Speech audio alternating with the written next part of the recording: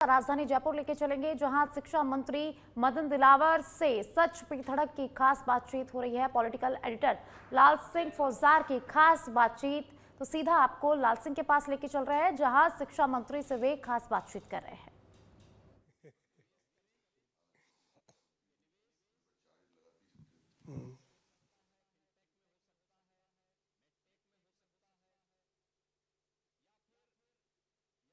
सिंह, आप शिक्षा मंत्री मदन दिलावर के पास मौजूद हैं।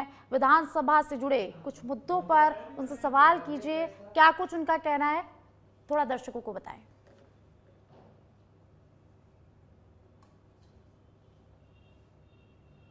मेरे साथ शिक्षा एवं पंचायत राज मंत्री मदन दिलावर साथ हैं। और सबसे पहले मैं दर्शकों को अपडेट कर दूं, जो सच बेधड़क के दर्शक लाइव हमें देख रहे हैं, हमने डिजिटल की दुनिया में एक क्रांतिकारी कदम उठाया। अब आपको कहीं जाने की जरूरत नहीं है, आपके मोबाइल में होगा सच बेधड़क। आप लगातार लाइव देख सकते हैं, खबरें देख सकते हैं, लगातार अपडेट रहेंगे। और लॉन्चिंग की है अभी अभी शिक्षा मंत्री मदन दिलावर ने। दिलावर जी, सबसे पहले तो आप ये देखिए कि हमने अभी एक डिजिटल की दुनिया जो लगातार तेजी से बढ़ रही है, उसको ध्यान में रखते हुए हमने आपके लिए भी एक लॉन्चिंग की है। जी, आपको बहुत बहुत बधाई। आपने एक नया प्रयोग किया है और अब हमारी जेब में आपका टीवी हुआ करेगा, आपका चैनल हुआ करेगा और हम जब चाहें तब उसको देख सकेंगे। देखिए, बिल्कुल अभी भी आप लाइव देख रहे हैं, हमने ये सीधे दिखा रहे हैं। मदन जी, हम आपसे बात कर रहे हैं तो आप लाइव आ रहे हैं और देखो ये पॉकेट में हम पूरे दर्शकों को दिखा रहे हैं। ये क्रांतिकारी कदम जो हमने आज बढ़ाया है, शिक्षा मंत्री मदन दिलावर ने लॉन्चिंग की है, सीधे देख सकते हैं। मेरे सहयोगी दिनेश जरा इधर भी तस्वीर को दिखाएं। मैं बात कर रहा हूं, आप सीधे रूबरू हो रहे हैं, अपनी जेब में देख सकते हैं किस तरह की हम चर्चा कर रहे हैं, किन मुद्दों पर हम बात कर रहे हैं। मदन जी, हम सीधे मुद्दों पर आ जाते हैं। अभी आपने ग्वाला योजना को लेकर एक बात कही थी, उसको लेकर कुछ विपक्ष ने भी आरोप लगाया था। जब आपकी बाइट के बाद हम सुन रहे थे कि कहा कि ऐसा कुछ कहा कि आपने इस तरह की बात कही कि भैंस का दूध पीने से बुद्धि कम होती है, गाय का दूध पीने से तेज होती है। क्या ये मामला था?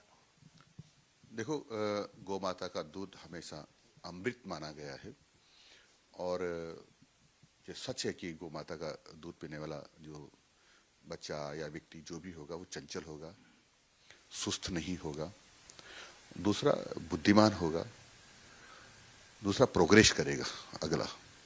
तो मैंने यही कहा कि सामान्य भाषा में गांव में बोल रहा था, मैंने कहा भैंस का दूध पीने वाला ठस दिमाग का हो जाता है। उसने तोड़ मरोड़ करके गलत तरीके से आज तक ने पेश किया कि वो भ्रष्ट हो जाता है, वो ठीक नहीं था। एक आपने ग्वाला जो योजना आई है आपकी, वो क्या योजना है? पहली बात तो मैं सबसे पहले कह दूं कि एक सरकारी योजना नहीं है, ये भामाशाहों के दानदाताओं के आधार पर चलने वाली योजना है। कि बहुत पुराने समय में, मैं जब छोटा था तब की भी बात करूं, तो गौ माताओं को चराने के लिए गांव में लोग एक ग्वाला नियुक्त करके वो चराने ले जाया करते थे। वो दिन भर गौ माता अपना घूम करके चारा चर के आती थी, उससे पेट भर जाता था, शाम को घर आती थी। तो जो उसका मालिक होता था उसके घर चली जाती थी। उसके कारण से ये होता था कि वो बूचड़ खानों के हाथ नहीं लग पाती थी। अभी निगाह चुका करके लोग उस बूचड़ खाने ले जाते हैं, काट कर खा जाते हैं, खिला देते हैं। दूसरी बार जब हम लोग बेतहाशा पॉलीथीन का प्रयोग कर रहे हैं, तो कभी कभी जो भूख लगती है, गौ माता को चारा नहीं मिलता तो पॉलीथीन भी खा जाती है। उसके कारण उसके पेट में जमा हो जाता है तो गौ माता मर जाती है। तो मेरा यही कहना था कि गौ माता नहीं मरे और इसलिए सारी गौ माताओं को चराने के लिए ले जाना चाहिए। और इसलिए पुरानी परंपरा जो ग्वाला नियुक्त करके गायों को चराने की थी, उसको हम जिंदा कर रहे हैं। और हमने यही कहा है कि जिस गांव के लोग, सब लोग ये तय कर लेंगे कि हमारी गायों को चरने जाना चाहिए, तो हम शुरुआती तौर पर मतलब साल सवा साल तक हम कोशिश करेंगे कि उनको ग्वालों को मानदेय हमारी तरफ से दे, यानी दानदाताओं की तरफ से दे। तो 10,000 रुपये प्रत्येक ग्वाले को, जिसमें कम से कम 70 गायें चरने जाएंगी। उससे ज्यादा गायें होंगी तो हम उसका ग्वालों की संख्या बढ़ा देंगे। इस प्रकार से ये हमारी योजना है और काफी लोगों ने इसको सराहा है। इसके कई लाभ और होने वाले हैं, जैसे कि सड़कों पर गौमाता नहीं बैठेगी तो एक्सीडेंट नहीं होंगे। राजस्थान में मेरा अनुमान है 4 से 5 हजार लोग हर साल गौवंश के टकराने से मर जाते हैं। और 20-25 हज़ार लोग घायल हो जाते हैं, वो नहीं होंगे। किसानों को नुकसान होता है, जब वो खुली रहती है तो खेतों में जाकर नुकसान करती है, उससे भी निजात मिलेगी। तो ये बहुत सारे लाभ होने वाले हैं और सबको घरों में शुद्ध दूध मिलेगा। जो गोपालन करता है शुद्ध दूध मिलेगा। अभी भी गायों को खुला छोड़ने से उनको डेयरी का दूध लाना पड़ता है। डेयरी के दूध के बारे में हम ये नहीं कर सकते कि शुद्ध गोमाता का दूध होगा। दिलावर जी, अभी दो मुद्दों पर बड़ी तेजी से सियासत हो रही है। एक तो अभी आपकी विधानसभा हुआ था 2 साल बनाम 5 साल, उसको लेकर विपक्ष आप पर आरोप लगा रहा है कि आपने जो फॉर्मेट था उसका मांग का वो बदला।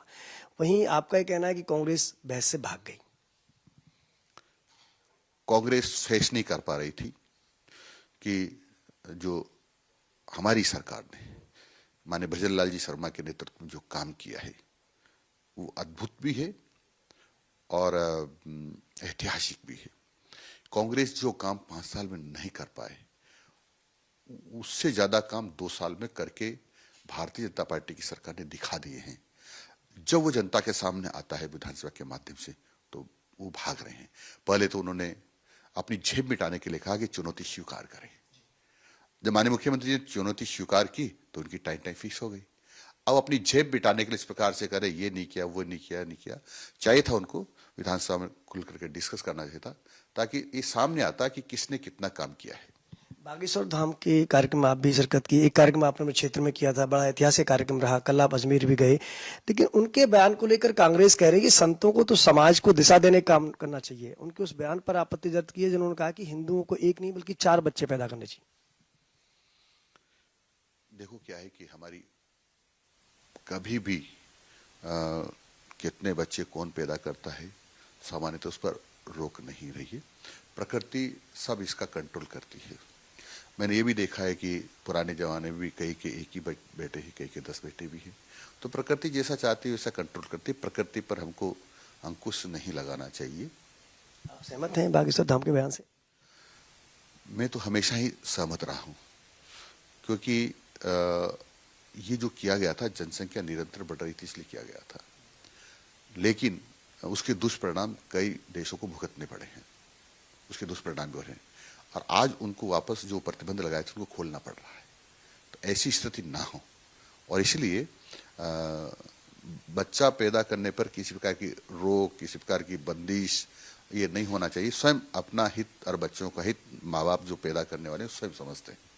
तो इसका एक मैं ये अर्थ दर्शकों को बता सकता हूँ मदन जी कि पंचायत राज चुनाव जो होने जा रहा है उसमें जो 2 बच्चों का राइडर था वो खत्म करने जा रही है सरकार।